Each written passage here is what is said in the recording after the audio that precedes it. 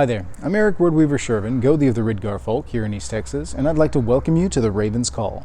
This is a show where I ramble on about different heathen-related subjects, just kind of whatever strikes my fancy at the time, sets my mind on fire. Big UPG warning at the beginning of this episode, like always. I'm just one guy. This is my take on heathenry, and people seem to find it interesting, so I keep churning out the videos as best I can. So take it with a grain of salt. These are meant to be conversation starters. I am by no means an expert. I do not count myself to be an authority in any way, shape, form, or fashion. I just simply like to talk, and people seem to enjoy listening to it. So as long as you guys keep it up, I will attempt to do the same. I would like to thank everybody for bearing with me last week as I took a kind of a hiatus for a week. I've started a new night job, and I talk about it more in the after credits and the cutting room floor section. Needless to say, my schedule's been pretty crazy, and I've been pretty exhausted. So I just didn't have the capacity to put together a video last week, and you guys were amazingly supportive on the Facebook group and in the comments. So thank you all for that. I really do appreciate it. Your understanding is immensely appreciated, and I will attempt to continue to churn out quality content. I didn't want to put out something that was subpar just to fill a void. It felt disingenuous in some ways, and I felt like it wasn't going to be a good episode. So appreciate you guys. You're awesome. Another thing, if you guys are interested in my book, the link should be down in the bottom. For those that have been asking, I do have the premise set up for a second book. This one's going to be a very different kind of thing. The first one, the Saga of Bjorn Thorolfson, which you'll see down in the comments, is a heathen storybook meant to tell stories and impart heathen wisdom through storytelling, kind of perpetuating the oral tradition of tribal ways in olden days. And I would love to see more people doing those kind of things in the modern era. One of my commenters wrote in talking about modern mythology and creation of modern mythology in the modern day. And that's kind of what I was doing with the Saga of Bjorn Thorolfson, and something that I hope people will embrace and continue to do, telling stories that help to impart not just fantasy and entertainment, but also culture and enculturation, allowing for the continuation of tradition through the spell of word. And I think there's a lot of longevity to that. I think it's a key element to heathenry that really needs to continue. So if you guys are sitting out there on some kind of an idea, I highly recommend you start putting pen to paper, fingers to keyboard, whatever it is that you do, whether it be art, writing, express your heathenry in art in some way, shape, form, or fashion, and get it out there, because these are the things that are going to stand the test of time eventually. People will be able to see this and see a personification of what we are and what we do. And so I highly recommend it. And that's going to dovetail into today's episode here in just a second. But my contact information is down below. You guys know how to reach me, join the Facebook group, all that fun stuff. Do send in requests for videos, for questions you might have that I can turn into videos. They come in real handy, and I always get really good quality content out of them. So thank you guys that have written in so far. And to all you folks that are sitting there thinking on a question and is like, I don't know if I'm going to send it, go ahead and send it. Worst comes to worst, it won't end up in an episode, but you never know. I've had some questions that people have sent in that have been really, really good episodes, and they never would have thought it. Just sending in this quick little, hey, what do you think about this? Sometimes it'll spark a fire for me. I go, ooh, episode, I'm going to do that. It'll be fun. So please do write in. Let me know what you guys are thinking and what you guys want to hear more about. Okay? And with that, we're going to go ahead and jump into today's subject. Yeah, I think that's all the updates for now. So, without any further ado, let's talk about today's tagline. And that is, we live in saga times. This is something that I have heard numerous heathens say over the last decade. And I can't really attribute it to any one in particular originator. Every time I think I've got it hammered down to the first person I've heard say it, I think of somebody else. And so I can't really go back and attribute it to one individual in particular.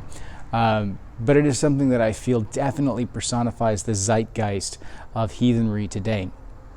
Now, what does it mean to live in saga times? What does Saga Times stand for? What is it? What does it mean? And the simple answer to that is that we live in times that people are going to read about in the future. We live in times where stories will be told of it, and people will look back to this time and wonder how we did it, what we did. It is a time worth remembering. And this goes for numerous things in the world right now, socio-political, economic, all kinds of things going on right now that will be remembered and the impact of will be felt for generations to come. That's not the focus of my subject today. My subject today is specifically from a heathen standpoint. We live in Saga times. This is a time where heathenry is burgeoning. There've always been remnants of heathenry that have existed, whether it be through just general Norse paganism or relics of heathenry that existed throughout Europe and those that immigrated to America or to any other parts of the world. I've seen numerous little niches where heathen values and beliefs existed post the conversion. And so this idea that heathenry is a broken line is kind of a misnomer, kind of misleading in that respect. Because you can look at like the Pennsylvania Dutch. Have got some amazing heathen values that still continue on. There are things over in Germany and in mainland Europe, definitely in Scandinavia, Iceland. I've seen things pop up in South America where old family traditions were kept alive. Old belief structures were kept alive, and sometimes they were sublimated into another culture or another religion. And these remnants of heathenry kept heathenry alive, if not severely diminished from what it was at one point in time. So it's not accurate to say that heathenry ever completely went away. It's always been there, it's just not been to the forefront like it was at one point in time, especially before the Christian invasions of Northern Europe. Now, what does this translate to today? Well, today, in modern day, we are experiencing a resurgence in heathenry that comes from a number of different subjects, a number of different areas, whether it be from literature. We've got famous authors like Neil Gaiman writing his Norse mythology, or Neil Gaiman, depending on how you pronounce it. I think he actually pronounces it Gaiman. Anyway, the essence of all this is that he wrote Norse mythology because he was inspired by the mythology. Now, he's not heathen per se, but this is something that, he went and retold stories from the Eddas. And I love seeing that kind of thing continue. I love seeing it exist. Heathenry is surging up in pop culture media. We've had things like Vikings and a number of other television shows, movies, things like that, which are showing an interest in Norse mythology. And as the mythology continues to be perpetuated in the general mind of the public, so too does heathenry survive, because Norse mythology serves as kind of a gateway into heathenry.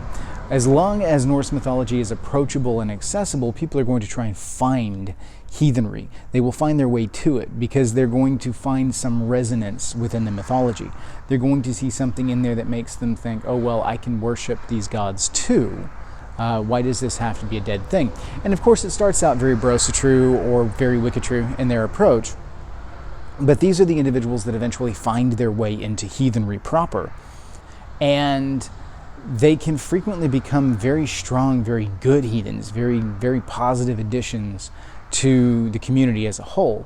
And that's a bit of a globalizing statement, because if you guys have followed the channel in any kind of capacity, you'll know that I don't really believe in an overarching heathen culture. I believe in a smattering of what would be referred to as microcultures, which again I think is it's a bit of a misnomer. I don't believe in metaculture. I believe that each of the tribal cultures that spawn are actually cultures in and of themselves, and that they are lumped together into a heathen metaculture that is a bit forced. It's not really truly a thing per se.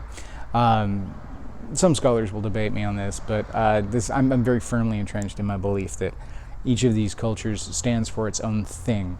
There are some commonalities between them all that does allow for simple codification, but I find the simple codification to be unnecessary and superfluous in this particular instance. I also find it to be diluting to the cultures that are in play. It's kind of like trying to say that there's a South American culture. Anybody that has looked into it will know that each of these South American countries, and specifically the cultures that inhabit those areas, independent of borders, they're very, very different in some respects. And there's a lot of intermingling, but there's some very strong cultural identities that occur between these different lines. Same thing in Europe, same thing in the Asian areas, Middle East. You cannot just lump everybody together, and that's the way it is with heathenry. But heathenry is seeing a resurgence in interest, a resurgence in the presence, in the zeitgeist of the time. And I love to see this, because this is when tribes are being born. This is when kindreds are cementing their place in heathenry.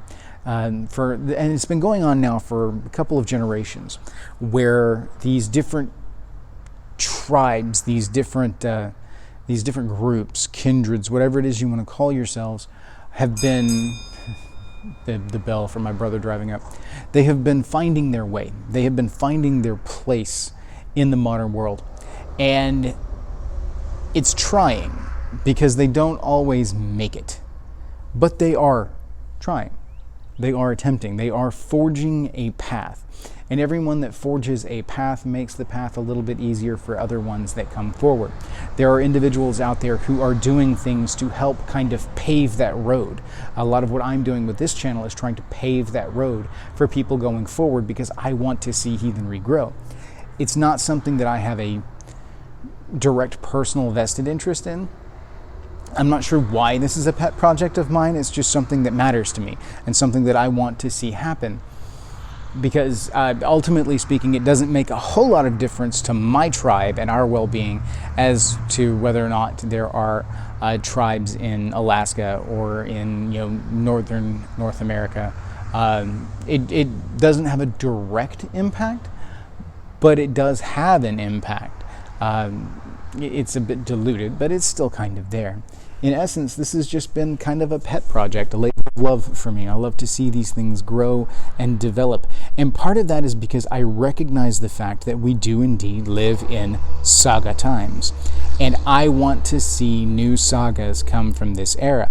I want 100 years from now for people to be looking back at the early 2000s and see that this was a time when the mammoth thing that heathenry becomes was where the fire was rekindled. I want us to be a memorable point in history, a place where people can look to and see that this is where it happened. This is where things kind of began to turn around, and it was through the efforts of some really strong individuals during those times that heathenry was able to not only survive but flourish.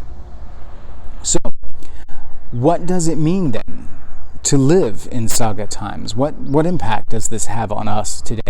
It means that in generations to come, people are going to be looking at our generation and what we did, whether that be positive or negative. They're going to look at the things that we did as mistakes. They're going to be looking at our successes, and they're going to remember these things. Now, they're not going to remember everything. There will be those that slip into the annals of history and are forgotten. Those that didn't make a wave, those that didn't make a splash big enough to be remembered on a grand scale. But they will be remembered on small scales. They will have direct influences over their Inengarth and the generations following their Inengarth. And that's the bread and butter. You guys know where I stand as far as grassroots heathenry goes. And that's the trick. Your grassroots, where you are now, your people will remember.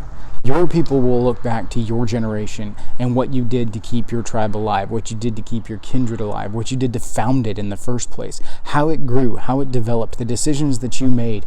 They're going to look for advice from elders. They're going to look for stories and use those stories as inspiration for how to handle situations going forward.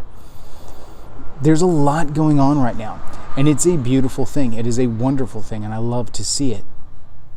This is why I try and strive so hard to keep my tribe good with the gods and try to keep connections going with my tribe, which is also why 2020 and 2021 have been particularly difficult for me, because it's been increasingly difficult to keep some of that face-to-face and some of that energy going, simply because the world is taxing. The world is taking its toll. We are fighting monsters on a daily basis. And how we handle those monsters is going to set the stage for the stories that are told about us in the future. Did we give under the weight, or did we strengthen ourselves and our resolve and stand strong and true? Did we come forward and keep with it? Did we dedicate ourselves to seeing the survival of our own cultures? I'm very dedicated to seeing the survival of the culture of Ridgar and to see its growth and development in generations to come. These are things that are of vital importance to me. And I know this resonates with a number of you out there. And it's not just tribal, it's hearth, it's familial, it's clan. As you guys develop your own individual practices, you're going to want something that will survive you, or at least to have some kind of an impact. And this isn't true of everyone. There's a number of people out there that just want to exist and live their lives, and they don't really worry about whether or not they'll be remembered. They don't really worry about whether or not they're going to leave a mark on history, and that's fine. It doesn't have to be, nothing has to be a big storybook entry. And I can kind of eschew the weight of that sometimes. That's my own personal biases coming through. Forgive me for that, but it is what it is. I recognize that there are multiple walks of life and definitely different ways to go about doing what we do. And those that just focus on keeping hearth, home, and clan strong are doing good work. They are providing the field of grassroots heathenry, and from those will rise those individuals that will be remembered, those that make their name known, but it will be against a backdrop of all of these people doing good work and taking care of theirs and keeping heathenry alive. We set the stage. We create fertile ground from which everything can grow. That is worth remembering, you know.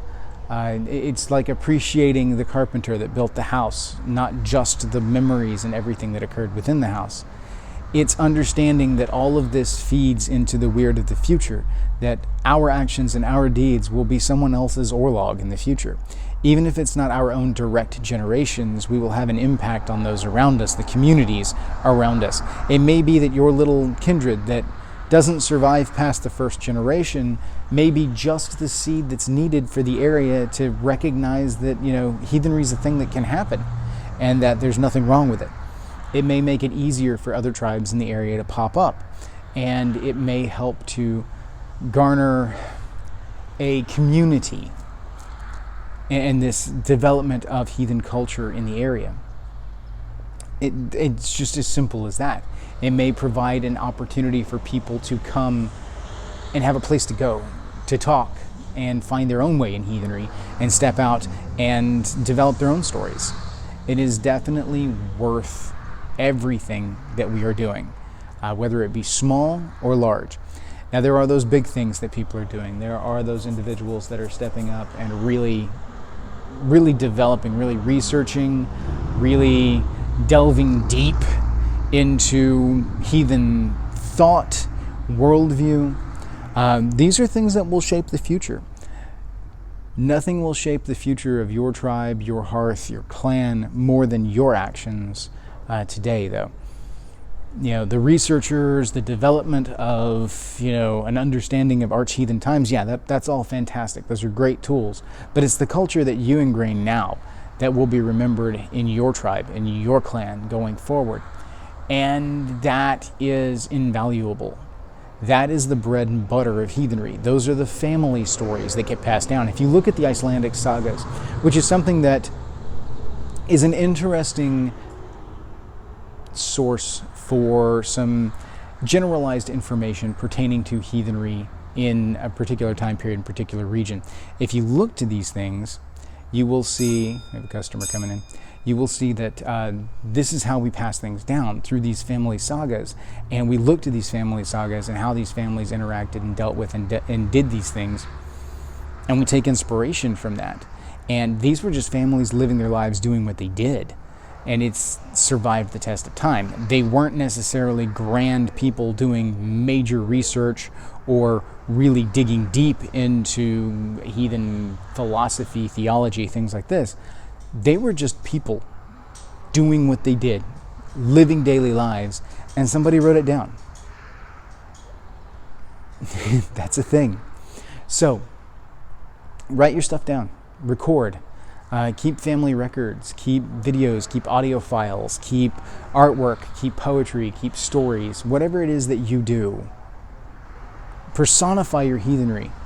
Let it be remembered.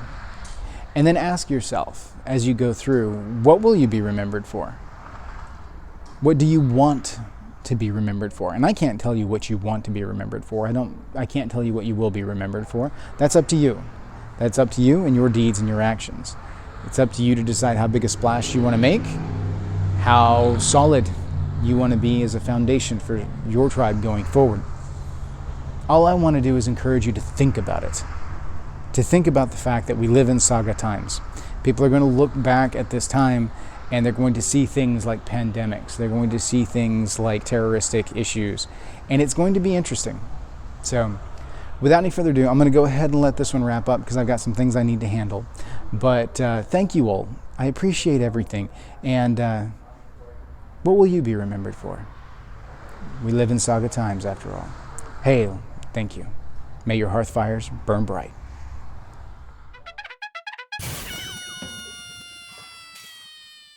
All right, let's give this a go. Oof, duh.